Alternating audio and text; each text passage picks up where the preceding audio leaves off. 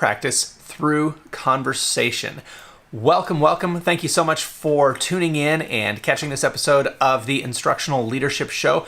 I'm your host, Justin Bader, and today we are here to talk about changing teacher practice through conversation. I believe that practice changes primarily through conversation, not through the written feedback, not through the formal evaluation, but really through that interpersonal conversation that we have with the individual teacher. So whether you are an instructional coach, an administrator, a central office administrator who supervises principals or instructional coaches, welcome. Thank you so much for being here.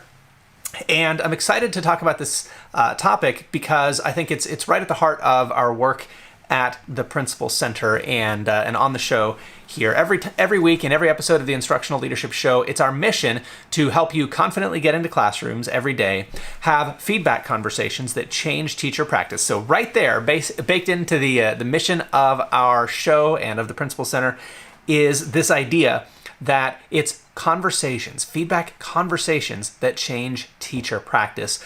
And then third, ultimately those lead to discovering our best opportunities for school improvement. So our essential question for today, and we'll be revisiting this question throughout the month of March, is how can we change teacher practice through evidence-based feedback conversations using a shared instructional framework? So we'll dive into the evidence-based piece in another episode, and we'll talk more about instructional frameworks elsewhere. But today, we're talking about the central format, that format of a feedback conversation. I think when we consider the big decisions that we make as human beings, the big decisions we make about our lives, overwhelmingly, we're making those decisions in conversation with people that we care about, with people who are close to us, with people who are influential, with people who are knowledgeable. Decisions like, where should I go to college? You can probably recall conversations maybe with your parents, with a guidance counselor, with older siblings, or with acquaintances who had gone off to college or had experience at different universities. It's conversation that clues you in and helps you make a decision about something that is kind of big picture, kind of nebulous. There are a lot of unknowns. You're not even sure what questions really to ask. And the outcome of that hopefully is a decision that you're happy with, but you had information available to you in other formats, probably in writing. You can look things up on, I don't know if you could look things up online when you decided where to go to college, depending on your age, but you had brochures and catalogs and things like that informed that decision. But ultimately it came down to conversations with key people.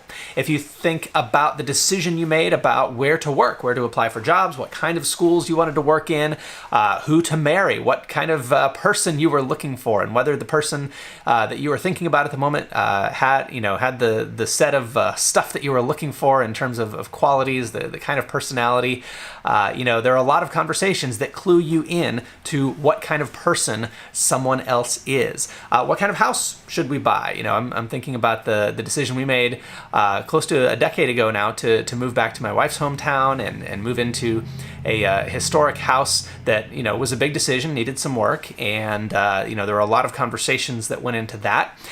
We make big decisions about families, about kids, and whether to have them and how to raise them, and all the different decisions that go into being a parent. We make those decisions in conversation with our partner, and we make decisions about how to deal with aging parents, deal with their medical issues, and all the different things that may be going on with parents, in conversation with your siblings, with your immediate family. So all of the big decisions that we make in life, we make through conversation with other human beings.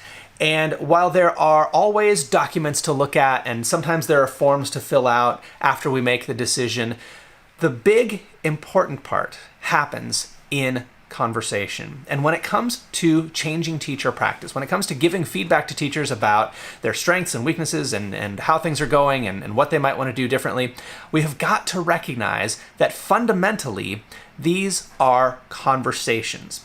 But I'm calling this out, I'm naming this, I'm emphasizing this, I'm dwelling on this, because I think that far too often we don't see feedback as a conversation in our profession. We see feedback as more of a drive-by or more of a delivery. I don't know if you had a paper route when you were a kid. I had a paper route for a while. And of course, in a paper route, you don't go talk to your customers who receive the paper. You just kind of chuck it at them. You ride by on your bike and pull a paper out. Or if you're driving in a car, we had to drive for this paper out because it was in a kind of a rural area. And you chuck that paper out the window and it lands in the driveway.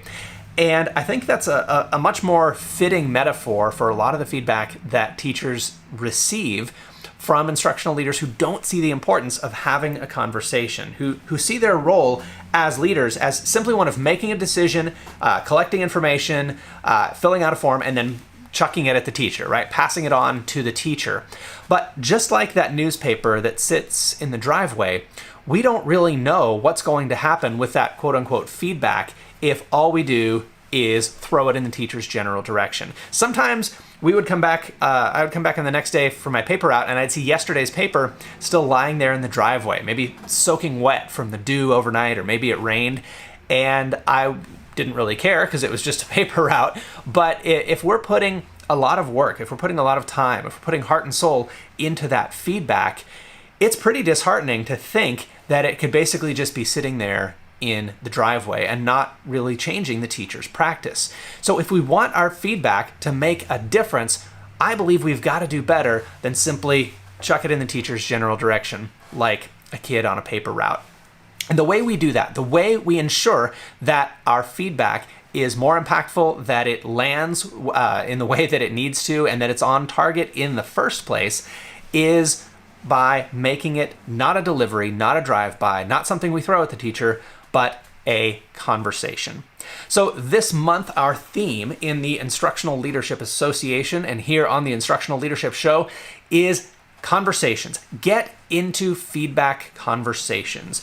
Every month we have a theme, and we organize those themes with a rubric that we call the roadmap.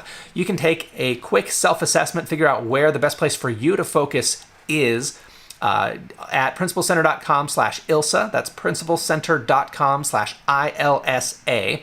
And based on your answers, based on the opportunities in front of you and how you respond to the questions on that short quiz, it will give you a recommendation about where to focus. So if you're a member of the Instructional Leadership Association and the quiz tells you should focus on stage 5, well, we can point you to resources for stage 5. If it tells you to start at the beginning, at the productivity phase, then you can start there, and we've got plenty of resources for you. But every month we have new resources in one particular column of this roadmap. And for the month of March, we are focusing on feedback conversations. So here's what the rubric says. I know this is small on your screen. Level 1 is basically giving teachers feedback only in the annual evaluation process, or if there's something very unusual that happens. If you walk in and something's terrible, you might give corrective feedback. But at that level, basically, teachers are hardly ever receiving feedback, just pretty much once a year. At level 2 in our rubric, and again, you can take the quiz at principalcenter.com/ILSA for instructional leadership self-assessment. At level 2, it says, I give teachers written feedback from my informal visits without having a conversation. Now, if you are giving feedback on any kind of consistent basis using a form, maybe you have a little note that you leave, or you write a little card or send an email or something, then I want to acknowledge that simply doing that on a regular basis is extraordinary. So kudos, my hat goes off to you. Congratulations if you are doing that, because honestly, most administrators are not. Most administrators are at a level 1. I would say probably 90% are at that level 1, where basically the only feedback teachers receive on any kind of consistent basis is the annual feedback that they get through the observation and evaluation process. And of course, if we want to change teacher practice, if we want to improve teacher practice to a level that we are thrilled about, we know that is not going to be enough. So level 2, there is some feedback, but there's not really a conversation. Level 3 is where I think we need to be. It's not maybe the ultimate to strive for, but this is where I would like to see every principal's performance. I share my written evidence with the teacher immediately, and I have an evidence-based feedback conversation on the spot or soon after my visit. This to me is the sweet spot. This is where we're really having an impact. We're getting into classrooms consistently, every day, visit 3 classrooms, every 2 weeks, get around to every single teacher. And, if you stick to that schedule, as I talk about in my book, Now We're Talking 21 Days to High Performance Instructional Leadership, you will be on track to visit classrooms a good 500 times a year. And each individual teacher, 10, 15, 20 times, depending on how many teachers you personally supervise. Those evidence-based feedback conversations can be the opportunity that you've been waiting for to have an influence on teacher practice. So if throwing the newspaper in the driveway is not getting the job done, feedback conversations, face-to-face, even if they're very, very brief conversations, are the vehicle you have been looking for. Now, our rubric also goes up to level 4, so a step above that proficient level is a differentiated feedback conversation with every teacher. And we'll talk about this in another episode sometime, but there are different roles that we can play based on what happens in the conversation. And one of the really nice things about making it a conversation and not just a form that we fill out is we can figure it out as we go. Sometimes teachers need us to play the boss and just tell them what to do. I had a teacher once who was not planning math lessons in advance, and I had to tell him, look, you are winging it every day, and I know you think you're doing fine, but you're not. So let me just lay it out here for you. This is not optional. You have to plan ahead of time. You cannot wing it. You cannot read out of the teacher's guide. And he had been convincing himself that he could get away with that. And I just had to tell him, look, I know you're an experienced and talented teacher, but you got to prepare. Sometimes teachers need us to wear that boss hat and just lay down the law and say, this is what has to happen, and give a directive. Sometimes people need a coach. They need a thinking partner. They need someone that they can reflect with. And probably 80 or 90% of the time, this is the role we want to play, right? When things are going fine, when the teacher is being reflective, they're listening to the evidence that we're gathering, they're listening to our comments, and they are taking them seriously so that they can decide what to change. Often that is the role that we want to play. But then sometimes we also might need to play more of a leader role, put on that reflexive listener hat and not just give feedback, but also receive feedback about how we can create conditions more conducive to learning as the people who are responsible for the school overall. So that is our rubric for the month. And if you are familiar with the book that I held up just a moment ago, especially the model in chapter 2 of the book, you'll know that our classroom walkthrough model is centered around making 500 classroom visits a year, visits that are frequent, brief, substantive, open-ended, evidence-based, criterion-referenced, and conversation-oriented. And I highlight those 7 elements, and I've bolded 5 of them here because they stand in direct contrast to what most people do in classroom walkthroughs. Most people in classroom walkthroughs just either pop in and don't do anything, or they try to fill out a form and provide that form to the teacher, or write some sort of note to the teacher with maybe a positive comment and a negative comment, or a positive comment and a question, some sort of constructive criticism along with a compliment. And I have intentionally left that out of this model because I think you will be more successful and you will have a lot more fun with this, and you will have a much greater impact on teacher practice if, instead of filling out a form, instead of leaving a note, you make your visits conversation oriented. If you are a member of the Instructional Leadership Association, we have the audio book for you at dashboard.principalcenter.com. You can click on the Now We're Talking audio book, and we also send you a copy in the mail if you are a member. So if you're not a member, you should really be a member. It's a great thing to be a member of the Instructional Leadership Association, because every week you get my latest and greatest thinking on instructional leadership. And today I have a very simple recommendation for you. If I could recommend one thing above everything else, it would be this: stop using forms for feedback. Now, I know you have to use forms to document your formal observations. I think that's probably why we call them forms, and it's why we call them formal observations, because there's a level of formality to it. They are a formality. It's a formal thing that we do. But most of the time, all of that stuff is not for the teacher. If we want to help teachers improve, if we want to change teacher practice, we will do better if we stop using forms. That is my flag that I'm planting on top of this hill today. So I want to give you a couple of reasons why I believe that is the case. I think I've got 5 here. Number 1, why do feedback forms inhibit teacher growth? Number 1, I think the fundamental problem with feedback forms, when you're doing a classroom walkthrough, you want to give some feedback to the teacher on what you saw and what you thought about it. it's a fundamentally weird thing to do. There is no space in human existence where people who are getting along with one another and nothing is seriously wrong fill out forms about each other, right? Like, I promise you do not do this at home, right? Where you fill out an evaluation form about your spouse and hand it to them and say, hey, really good job cleaning up after dinner last night. Just really appreciated the way you loaded the dishwasher. If you filled out a form, like, you would be asked to have your head checked if you did that at home, right? If you filled out a form about your significant other. And we don't do that with our kids. Like, sometimes we do things like chore charts, but those are more about like organization. We don't fill out feedback forms about other human beings. It's just weird. And I think we have to be careful about introducing such a weird structure into our conversations with teachers just because we can, right? Like, nobody's saying you can't do this, but I am saying it's weird. So maybe we should not use feedback forms. Number 2, there's a built-in implication that if we're using a form, then something negative has happened that needs to be documented, right? If somebody fills out a form about you, it's an incident report, it's an accident report, it's a speeding ticket, it's a moving violation. You know, it's always something bad when someone fills out a form about you, right? And if we want teachers to enjoy these feedback conversations and take them seriously and take the feedback to heart, I think we'll do better without that negative implication. Number 3, this implication might not always be as negative, but it really pulls the ownership back to us and away from the teacher. Number 3, forms imply that the real decision has already been made. That the important part was the judgment that we exercised as observers, and teachers just need to obey and accept that judgment. When I think for teachers to really grow and really benefit from feedback conversations and improve their practice as a result of those conversations, it's wrong to say that the important decisions have already been made when the form is filled out and, it just gets handed over to the teacher. I think the really important decisions are the decisions the teacher makes about their own practice moving forward, and forms get in the way of that. On the same note, number 4, forms treat the observer as the only person whose opinion counts.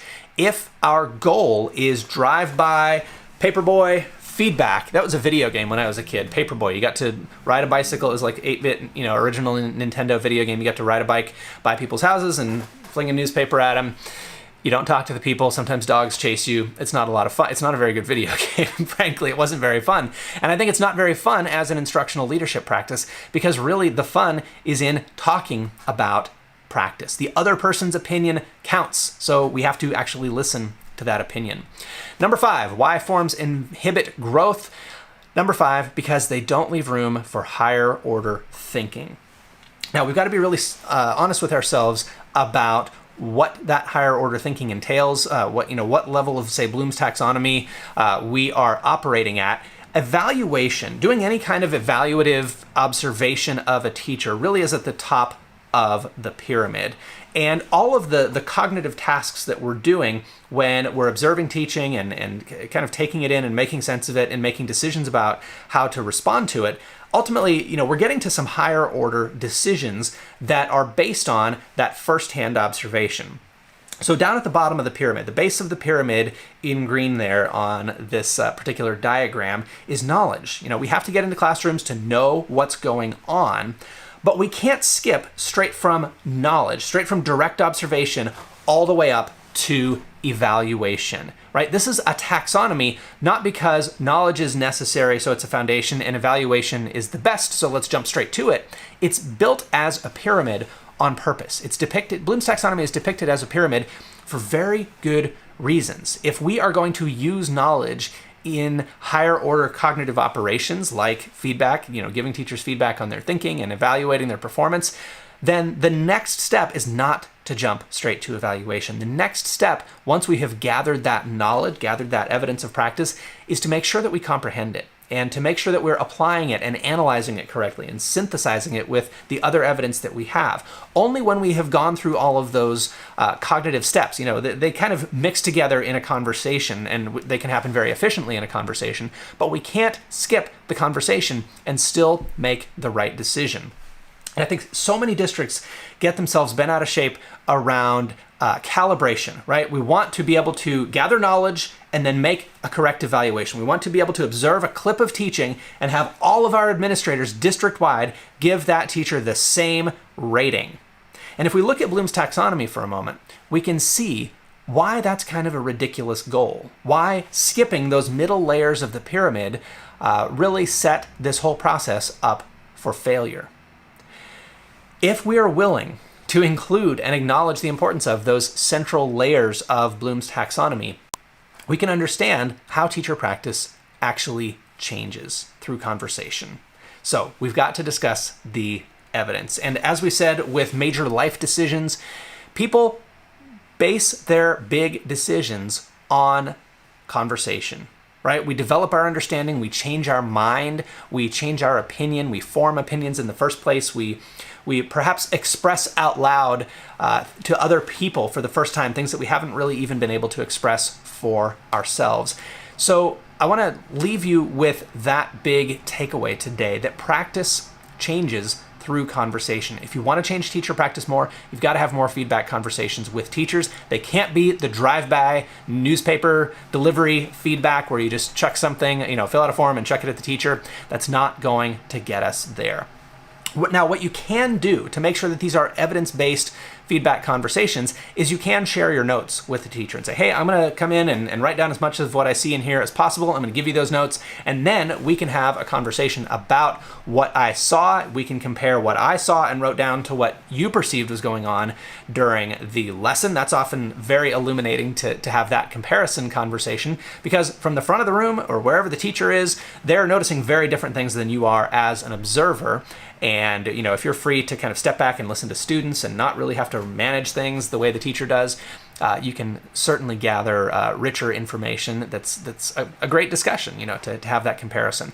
But you don't need a form to do that. Now, you may have to fill out a form to document that all of this took place. If your district requires that, okay. If you are a superintendent or a director, I want to encourage you to minimize the use of forms and really strive to frame this for people as a conversational practice. Because if we're going to change teacher practice, it's going to be through conversation. Now, there is much more than we are going to tackle today. We're going to wrap it up here. But I want to let you know about a project that we have going on for the coming year. So through the 2021 school year, I'm doing something called the Instructional Vision Project, where I'm working with a select group of schools to articulate a vision and take a hard look at where things are currently. So we're looking at the current reality, and we're articulating a vision for instructional change, and then closing that gap through what I call the evidence-driven leadership system. And a big part of that, I'm going to give you a big spoiler here, a big part of that evidence-driven leadership system is getting into classrooms and having feedback conversations with teachers. Because we can all imagine how it would really not work for someone to just, make a vision from afar, right? Like, there's a reason you don't get your school vision on Amazon, right? It has to be, custom to your organization and fit your unique goals and the needs of your students and the passion and talents of your staff. The vision has to be owned, right?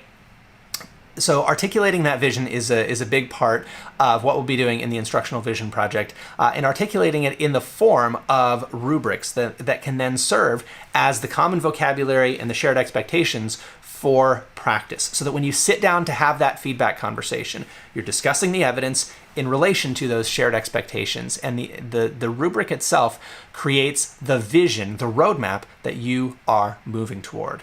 So if you're interested in working with me in the Instructional Vision Project, I'm going to be putting together a book proposal pretty soon on that, doing some case studies of schools that are articulating and moving toward their vision. So you can learn more at principalcenter.com/vision. Our Navigator Schools are the ones that I will be drawing my sample from, my case studies from. And if you're interested in becoming a Navigator School, we can get you a quote. We can share everything that's included with our Navigator membership. You can find that at principalcenter.com/navigator. Download a brochure, reach out if you'd like to get a quote.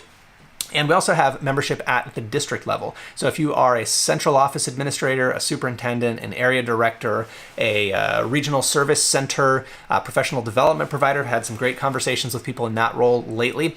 We have a senior leadership program called the Instructional Leadership Directors Roundtable, where in addition to the professional development for school-based leaders, we have something special for central office leaders, for those kind of executive thought leaders who are making those decisions system-wide. So I'd be happy to have a conversation with you about that if you think that might be a good fit, and you can find more at principalcenter.com/roundtable. So that is it for today. Get out there, get into classrooms, and get into those feedback conversations with teachers. That is it for today. This has been episode 47 of the Instructional Leadership Show, changing teacher practice through conversation. I'm your host, Justin Bader, and I will see you next time. Take care.